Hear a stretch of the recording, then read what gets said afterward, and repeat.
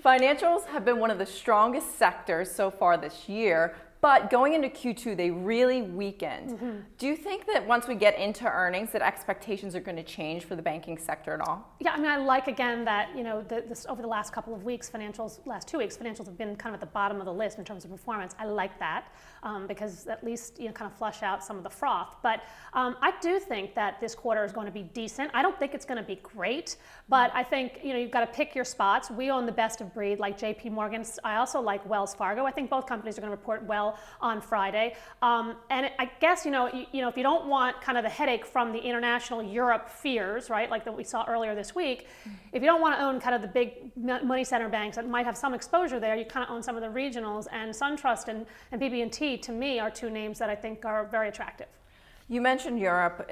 That's been an issue that's been around for a long time. This week, yields are up again. How big of an issue is this for us going into the quarter? Well, I think that all the money centers have exposure. I think Citigroup, though, has probably the most exposure, and I would say that probably Morgan Stanley has a little bit more exposure than people think, or at least it trades off of the fear that it has exposure over there. I think at J.P. Morgan it's very manageable, and again, you kind of come home to domestic-only banks. If you're really concerned about Europe, then you find the regionals, which really have very little exposure, where C&I loans are improving. Hopefully that'll translate into consumer lending, because C&I loans are a leading indicator of consumer lending, and that's going to be important. They will get hit on net interest margins and net interest income because of the flat yield curve, but guess what? The yield curve is starting to steepen a little bit, so that will help going forward. So I think those are reasons why you want to own, kind of the domestic-only banks. And as far as regionals and the domestic banks go, do you think in the near term those banks will outperform the larger money center banks? Well, I think it's a good question. I think they should, right? I mean, if you do have kind of these macro fears, but at the same time, if you think about the big money centers, they have big FICC business, right?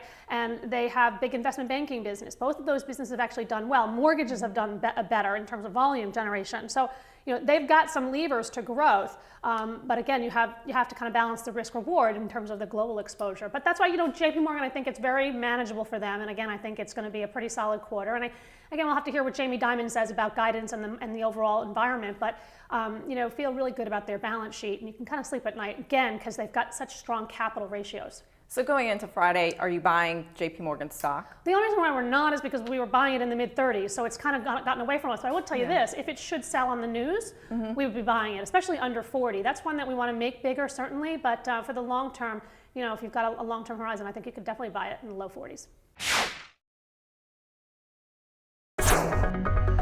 This market is Stock pickers market. Stocks have rallied this year. We're coming into a Monday where we're